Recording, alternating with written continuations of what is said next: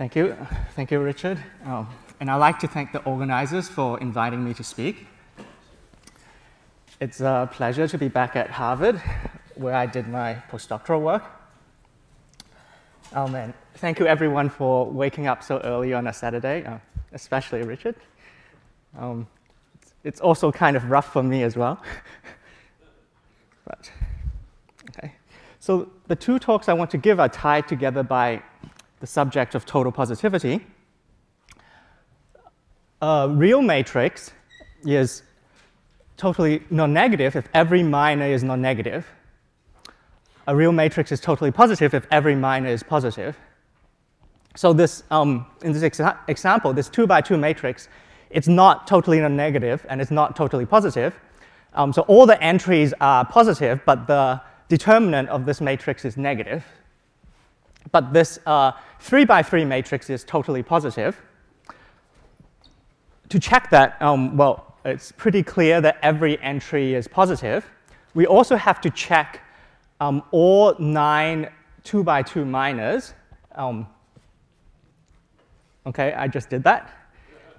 And then we also have to check the determinant. And it turns out that so there's 9 plus 9 plus 1, 19 conditions to check according to the definition. And they're all positive. So this matrix is totally positive. So this notion was first intensively studied in the 1930s, I believe, by Geintmacher and Krein and by Schoenberg. So I won't discuss their motivations because they're quite different to mine. I'll start with the Lohner-Whitney theorem. I believe Whitney did work with Schoenberg, which is a theorem about the totally non-negative part of GLN. So we restrict ourselves to square non-singular matrices, and we consider those that are totally non-negative. And this theorem says that the totally non-negative part of GLN is the semigroup generated by some specific generators, so that these generators are diagonal matrices. So I'm giving an example for n equals 4. Diagonal matrices where the diagonal entries are positive. And also these matrices xi of A and yi of A, which have one non-identity entry just above the diagonal or just below the diagonal. And the entry has to be non-negative.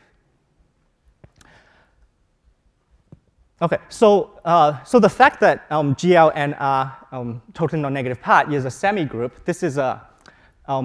This follows from the Cauchy-Binet theorem, which tells you a formula for the minors of the product of two matrices in terms of minors of the original matrices. This Lohner-Whitney theorem gives the semigroup generators for this subset of GLN.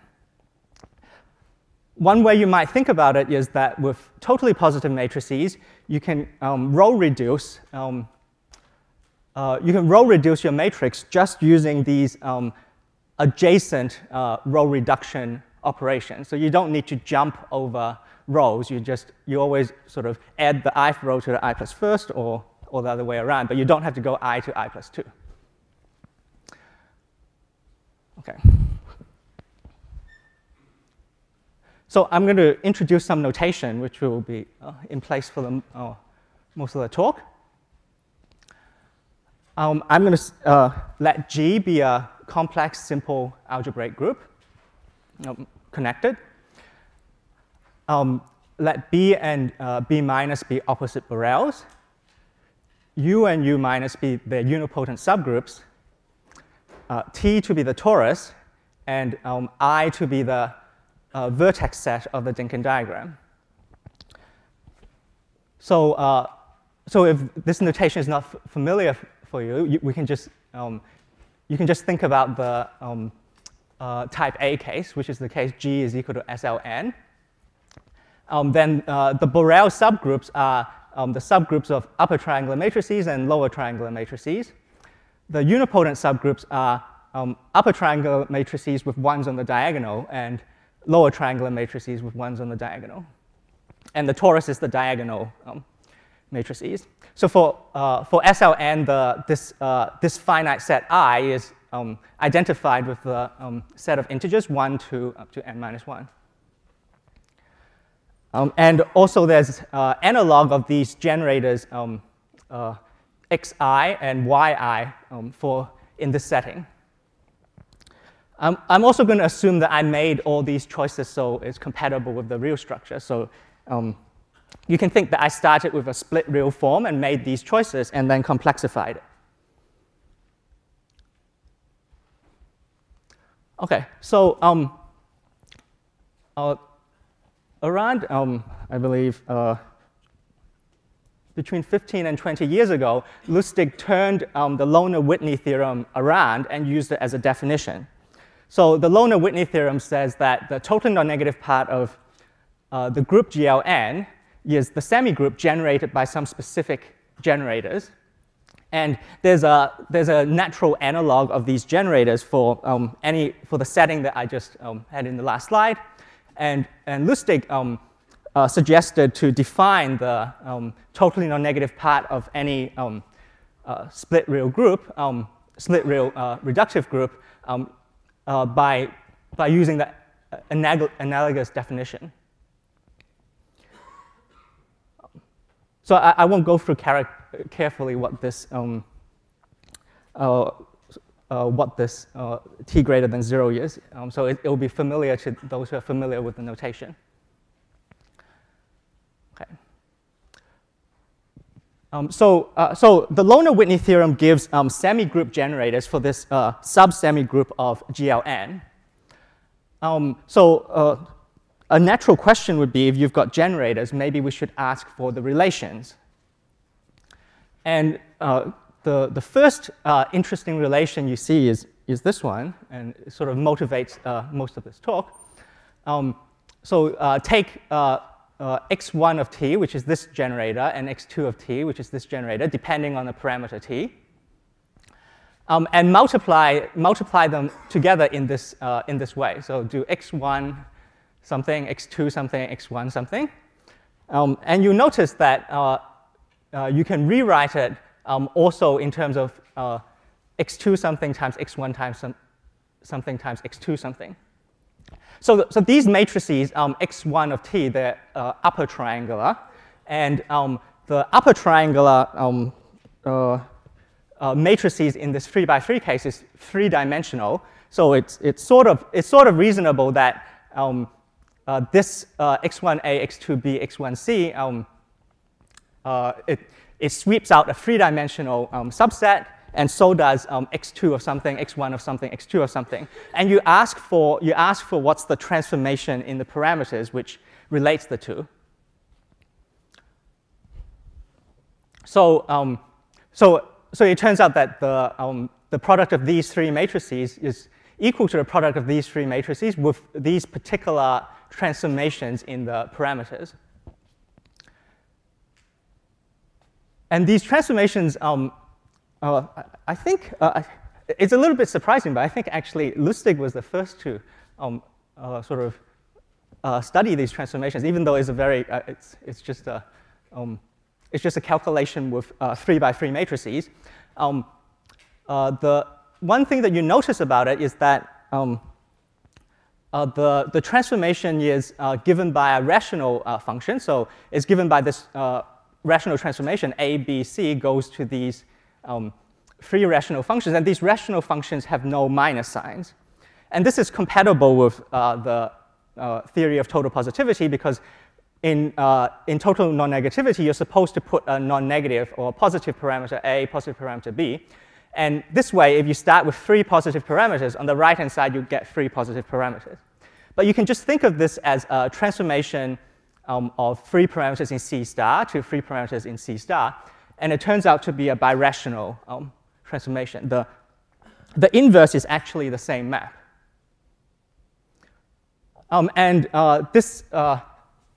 These kind of transformations have actually inspired a lot of work in areas close to mine. In particular, these sort of positive birational transformations come up in the theory of cluster algebras.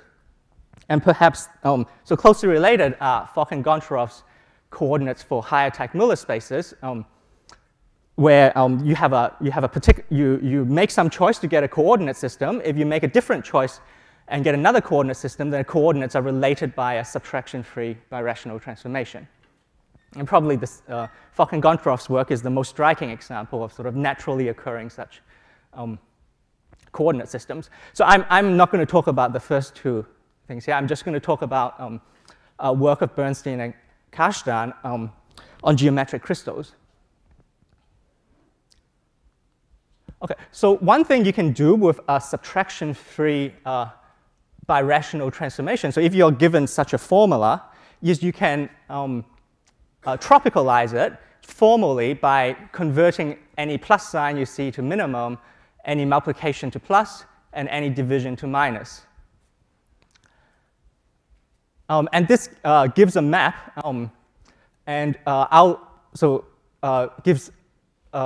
converts this birational map into a piecewise linear map. And I'll think of, for today, think of this map as a map from a lattice to another lattice. It's convenient to think of, sometimes it's convenient to think of this lattice Z cubed as the lattice of characters of this torus. So here the rational function is BC over A plus C, and B times C is replaced by B plus C. You divide by A plus C, so you subtract minimum of A comma C. In fact, this map also has the property that it sends positive vectors in Z cubed, so the positive, the non-negative ortho to the non-negative ortho. So what Lusztig noticed is that this transformation occurs in parametrizations of canonical bases. So I won't discuss them in this talk, but I'll say a little bit about them in the second talk. It led to an industry of trying to lift interesting piecewise linear formulae to morphisms, birational morphisms. Okay, so I want to talk about one work that this led to, which is Bernstein and Kashiwara's geometric crystals. So I would like to start with the combinatorial part of the story first, which is Kashiwara's crystal graphs. So these are combinatorial models for finite dimensional irreducible representations of a semi-simple complex Lie algebra. So we can take our Lie algebra just to be the Lie algebra of the group G. I'll let V lambda denote this, the finite dimensional irreducible with highest weight lambda. So lambda is a parameter, and if you're not familiar with the highest weight theory, you should think of lambda as just an integer vector lying in some cone. So lambda is just some kind of integer vector satisfying some piecewise linear conditions. And B lambda will denote Kashiwara's crystal graph. And here's an example. So I won't give the definitions, but here's an example, just a picture of a crystal graph.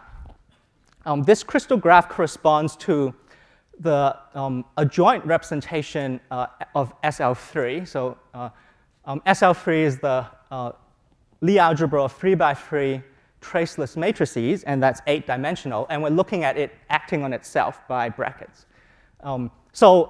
This picture first is a graph with 8 vertices, and each vertex is supposed to be identified with a vector in this representation so that you get a basis of the representation.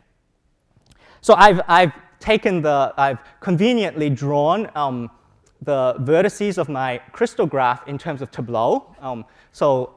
In this case, they are tableau with the first row has 2 boxes, the second row has 1 box, and the condition is that it's filled with numbers 1, 2, and 3, such that the rows are weakly increasing when read from left to right, and strictly increasing when read from top to bottom.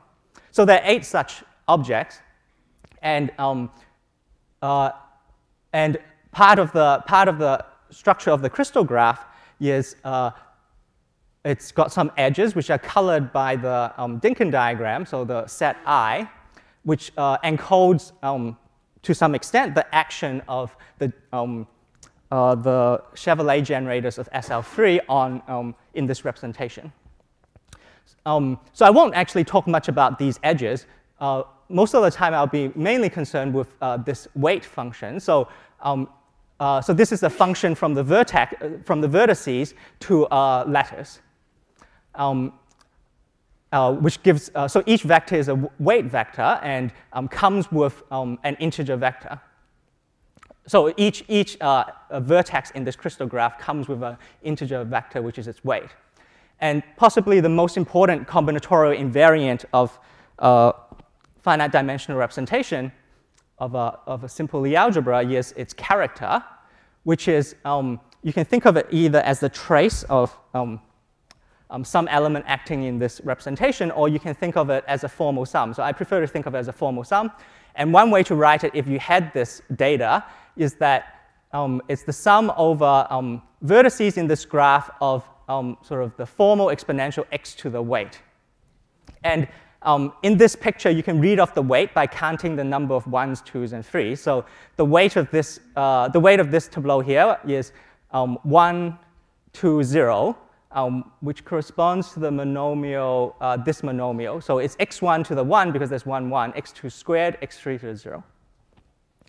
OK, so there's one of these pictures for each finite dimensional irreducible representation.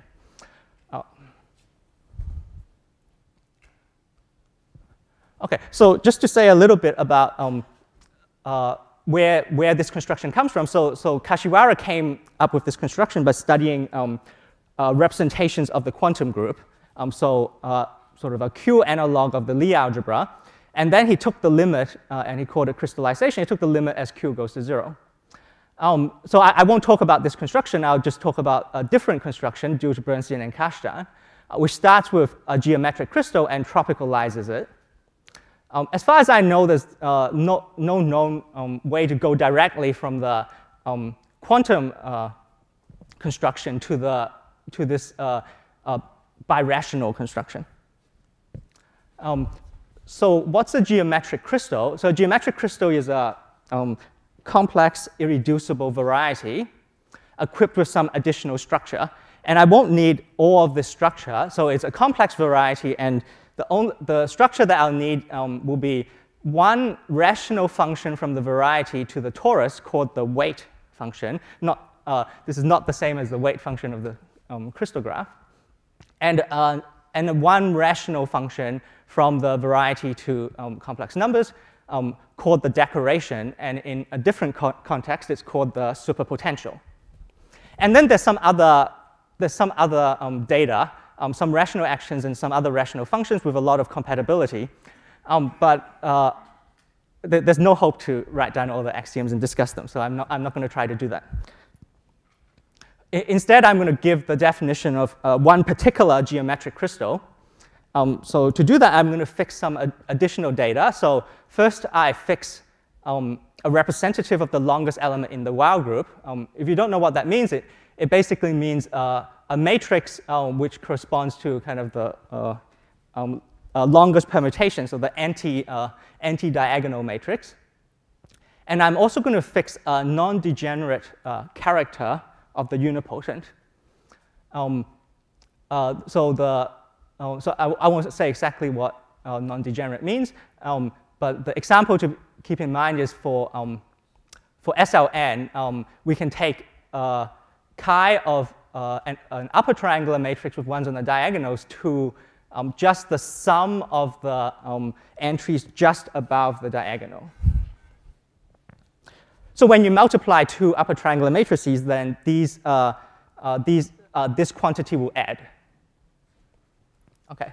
So the definition of the geometric crystal with highest weight T, where T is an element of the torus, is the following gadget, which is kind of a weird, maybe a little bit weird definition. So these are lower triangular matrices which happen to factorize in this particular way. So when you factorize it in this particular way, U, T, W, naught, U, you will find some torus element squeezed here, and you insist that that torus element is this torus element you started with. So this is some subset of lower triangular matrices. And to play with this, you need to do sort of some linear algebra. It comes with this additional data in a geometric crystal. And so one of the pieces of data is a map to the torus. And in this case, if you've got a lower triangular matrix, you get a map to the torus by just remembering the diagonal entries. So just forget the strictly lower triangular part.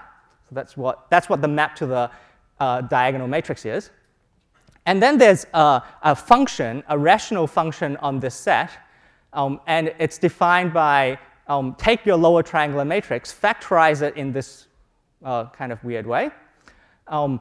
And you see U1 and U2 here. And you just apply the chosen non-degenerate character and then to both of these things and add the answer. So that's some function on x sub t.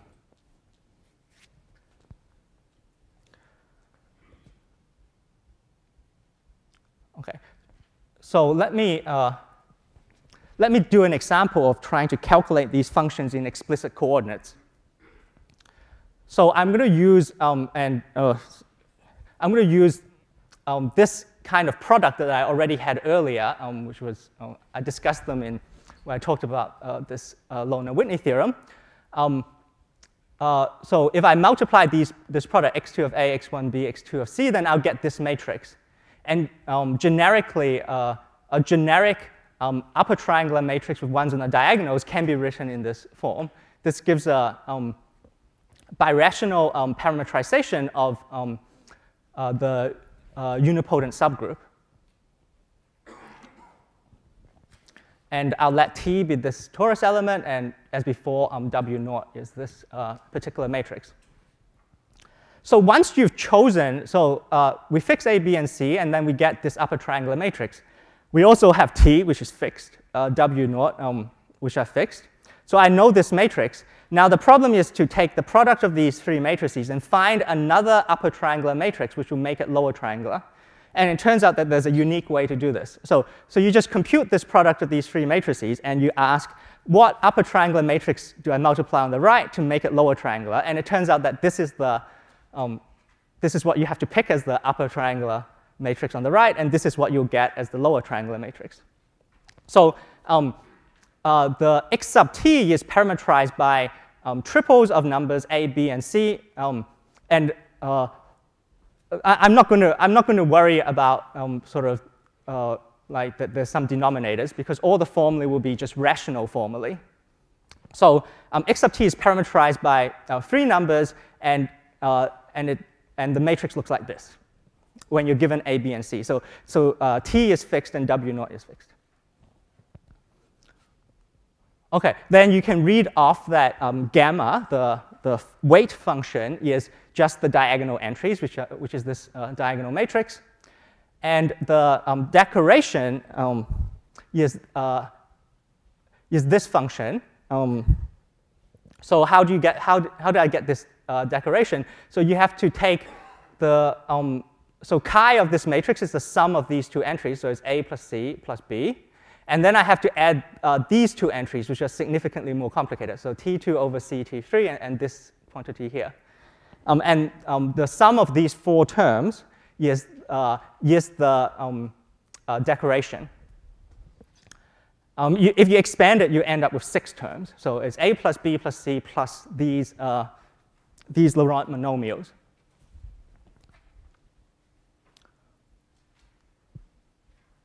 OK, so Bernstein and Kashdan's theorem is that x sub t tropicalizes to B lambda. So this variety that I described, it tropicalizes to this graph.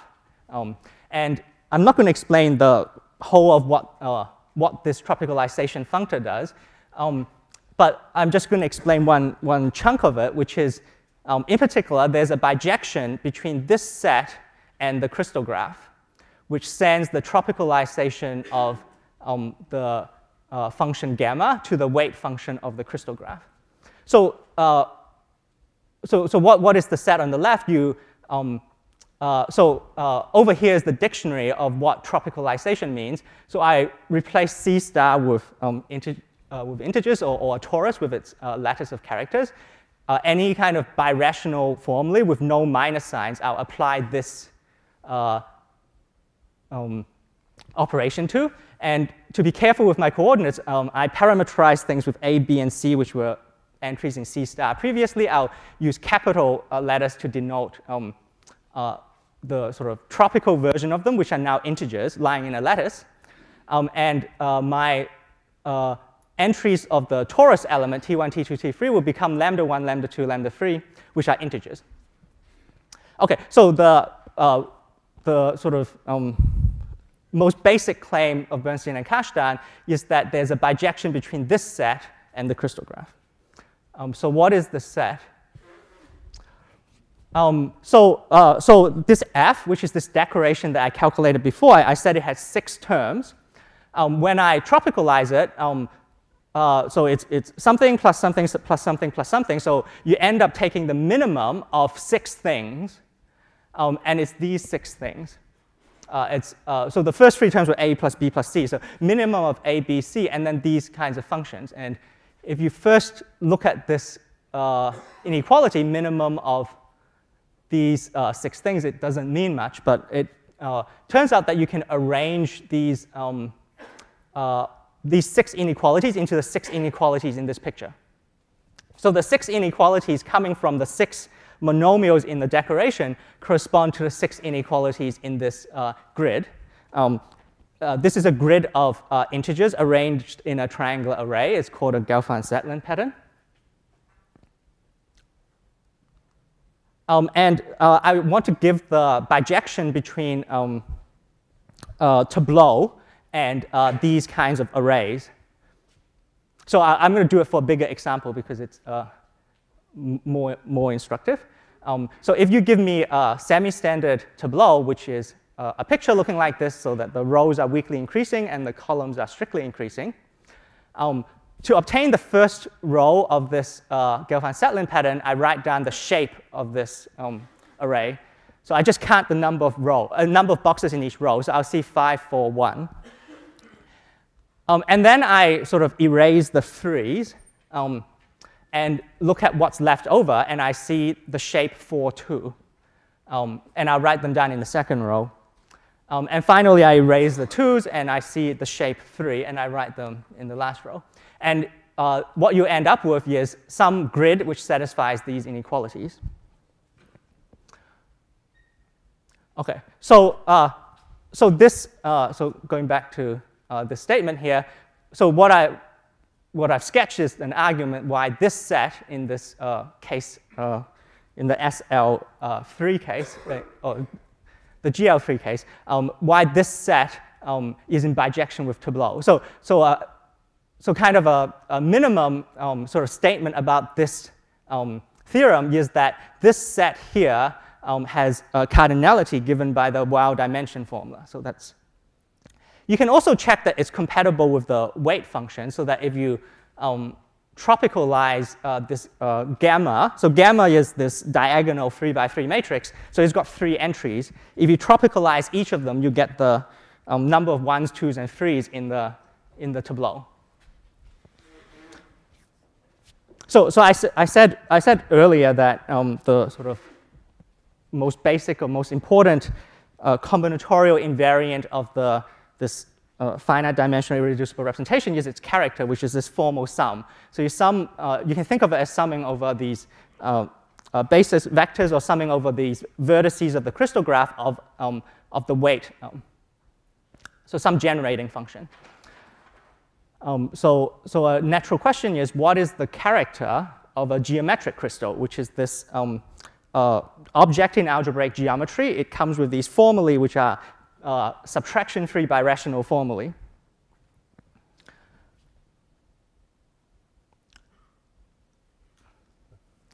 So the answer is it's a Whittaker function. Let me talk about first Jacquet's Whittaker functions.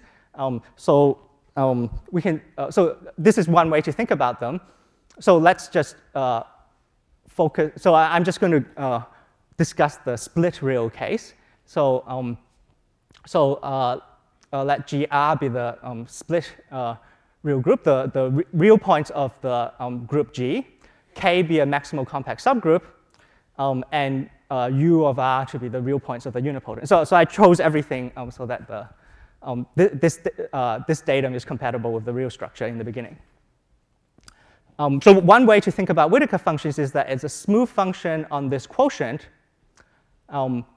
which has a so in other words is a smooth function on G, which transforms in a well, doesn't transform when you right multiply by some element in the compact, and it transforms using this non-degenerate character chi chosen previously when you left multiply by an upper triangular matrix. And also, it is an eigenfunction for left invariant differential operators on this space. So it's a function on G which has some transformation properties on the left and right, together with being an eigenfunction for some class of differential operators. So Jacquet defined this for any reductive group over a local field. In fact, he wrote down one particular. He wrote down an integral formula for one particular such function. Actually, there's the space of solutions to this problem has dimension greater than 1. It's actually the order of the Weil group. And Jacquet wrote down one particular such solution. So the version that occurred to me was Costant's version of Whittaker functions. The way Costant thinks about Whittaker functions is Whittaker function is a smooth function on the torus, or maybe just the real points of the torus, or some subset of the real points of the torus. That's an eigenfunction of something called the quantum total lattice.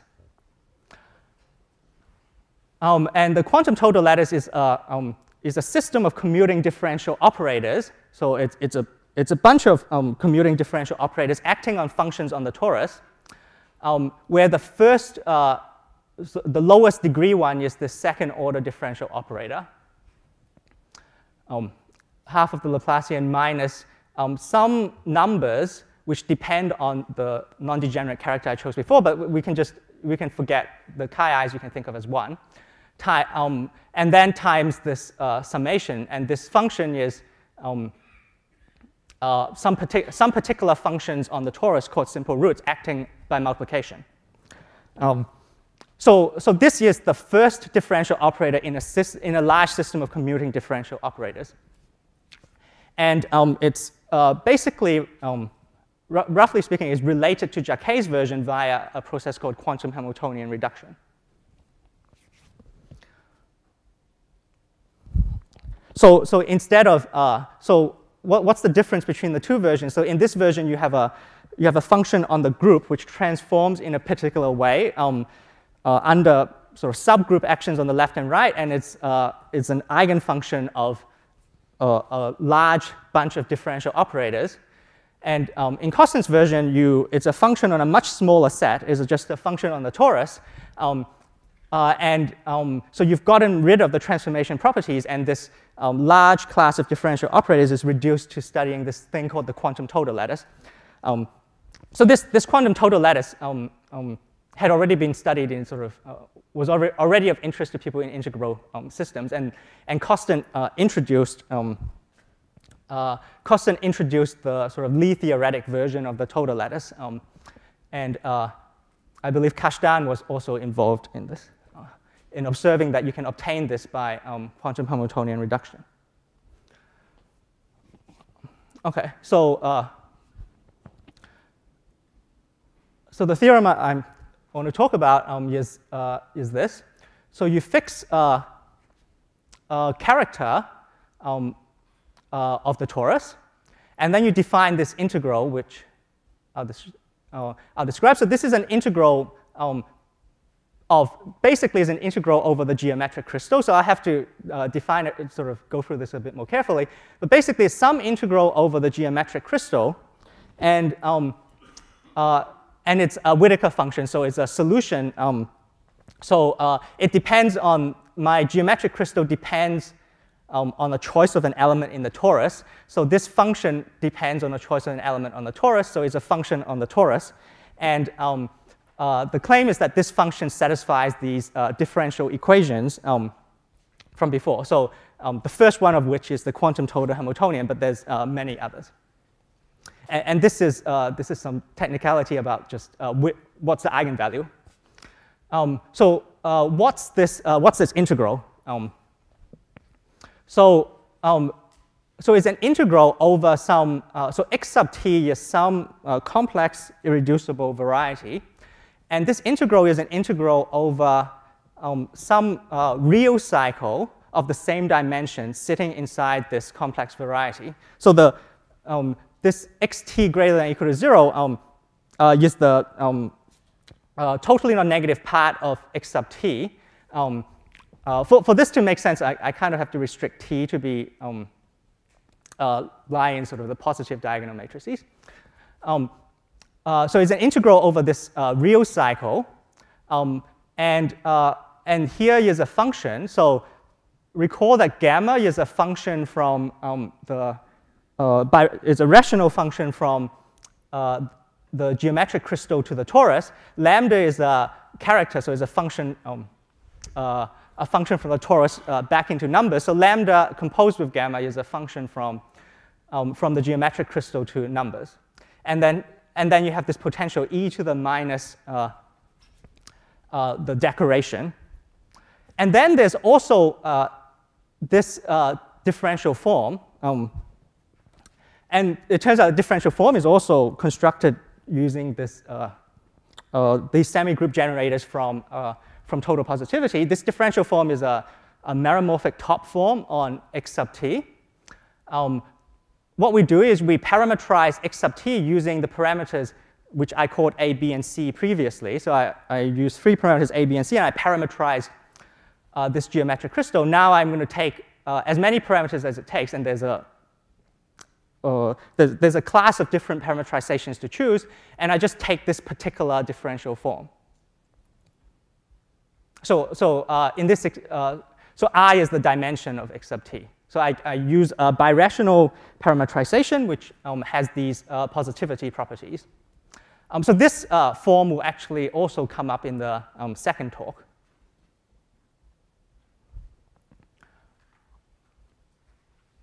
Okay, so I'll talk more about how to think about this integral formula in a moment. But let me first say what, as far as I know, is the history of this formula. So Giventau first wrote down this formula to give evidence for one of his mirror symmetry conjectures for Fano manifolds. And basically, it corresponds to the case lambda equals 1 and G is GLN. Zhou and Kim generalized this to arbitrary lambda. These two cases correspond to quantum cohomology and equivariant quantum cohomology, so changing lambda from the trivial character to the arbitrary character. There was a series of papers by Gerasimov, Kashev, Lebedev, and Oblazin, who sort of intensively studied these integral formulae. They proved them for classical groups and proved many integral identities. Riesz was the first to write down a formula for sort of arbitrary Lie type, though I think she was partly handicapped by the fact that she wasn't aware of the theory of geometric crystals. So she wrote it down in terms of the geometry of flag varieties and so on, and she proved it for the lambda equals 1 case. From a different direction, it was noticed that these integrals were really important in probability, and Chaibi, independently of my work, he found the same formula, and then he gave a sort of a probabilistic interpretation. It actually proved many things about this integral. He gave a probabilistic interpretation of this formula, which, and I believe this probabilistic interpretation first came up in Neil O'Connell's work. One distinction is Chaibi has a lot of analytic control over this integral, which I don't have any. On the other hand, it seems like in probability, you only see the total Hamiltonian, the second order differential operator, and you don't see the higher ones. To me, this formula, actually, after you write it down, this formula is not that hard to prove if you're familiar with quantum Hamiltonian reduction. Somehow the features of this formula aren't, it's perhaps a little bit surprising from the sort of Hamiltonian reduction perspective that you might care about total positivity, but apart from that, the fact that you see something like this here is not very surprising from that perspective. Nevertheless, it's a very, sort of the analogy with irreducible characters is really potent for me. We think of a basic thing in algebraic combinatorics is something called a Schur polynomial, which is a generating function of tableau of x to the content of that tableau. For irreducible characters that I've mentioned, you can think of it as a formal sum of elements in this crystal graph of sort of the formal exponential of the weight of that vertex of the crystal. And you should think of this integral formula as some analog of that. This lambda, so gamma of x is the weight function, and it tropicalizes to the weight function of a crystal graph. And so here you're keeping track of the weight, and you're summing over, instead of summing, you're now integrating. And here, this e to the minus f of x is something which doesn't appear in this classical combinatorial setting. So the way to think about this e to the minus f of x is f of x gives you, in my picture from earlier, f of x gives you these 6 inequalities for my grid. So you can imagine that instead of summing over semi-standard tableau, you sum over all sort of arrays, triangular arrays, but you allow arbitrary integers in the entries, and then you impose the condition that if the inequalities aren't satisfied, then you sort of put 0 in front, and then if the inequalities are satisfied, meaning it's a semi-standard tableau, you put a 1 in front. So this function, e to the minus fx, takes the place of the semi-standard condition on tableau. And basically, it sort of says that if it's OK to not be semi-standard, but you have to pay a price for it. You contribute very little to this integral. So that's kind of how I like to think about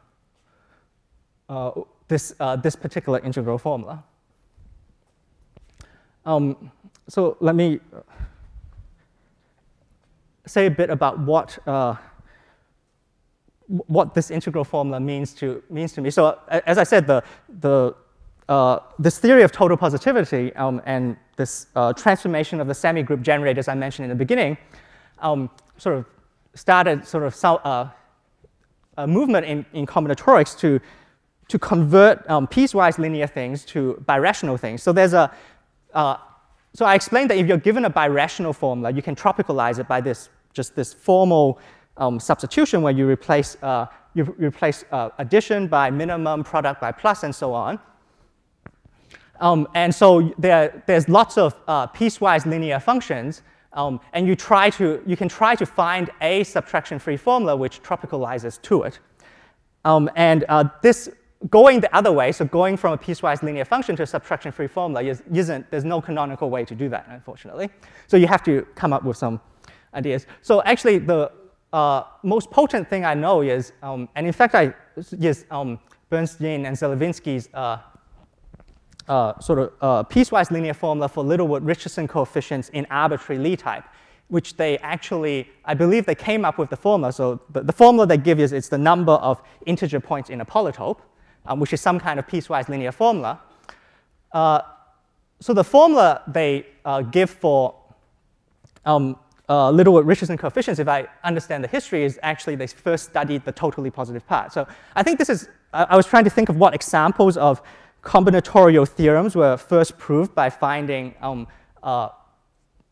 some sort of morphism of varieties. And it seems like maybe this, I'm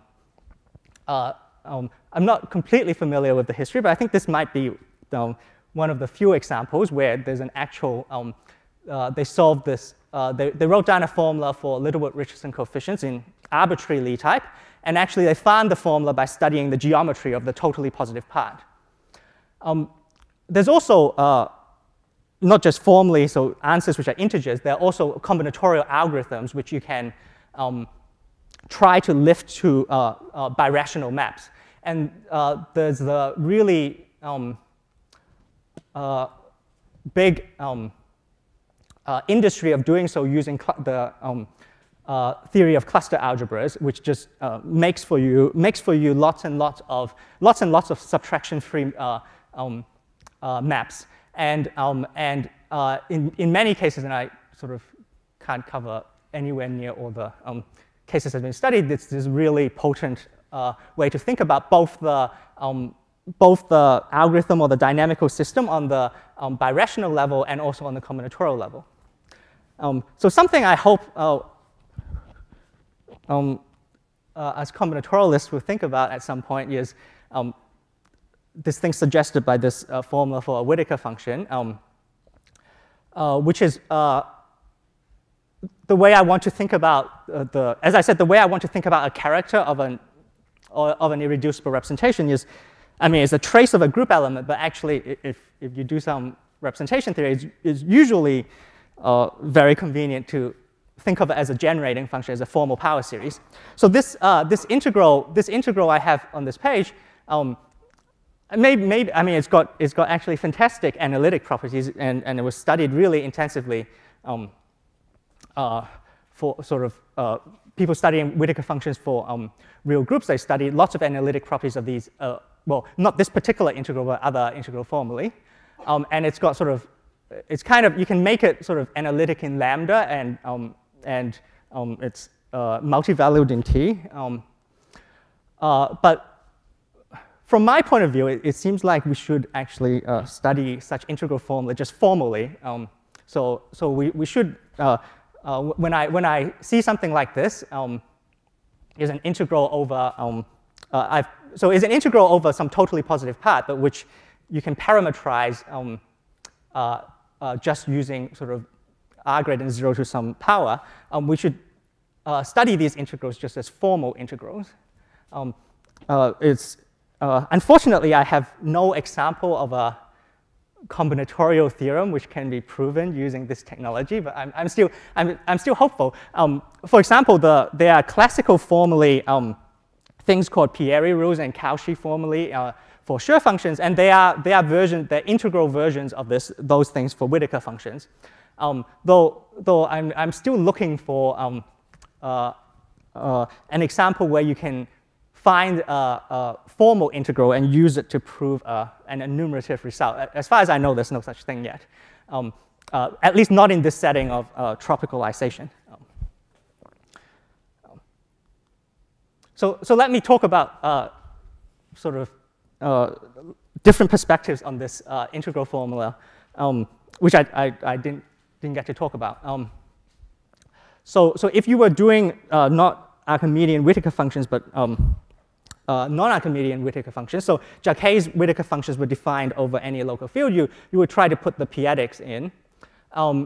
And I think of this case as something like a Q analog, rather than instead of replacing a sum by an integral, you replace it by a Q analog. And I think the analog of this formula I wrote down in the p-adic case is the Kasselman-Schleicher formula, which relates the non-Archimedean Whittaker function to the wild character formula. And there's people who've been studying this recently, mainly for metaplectic groups.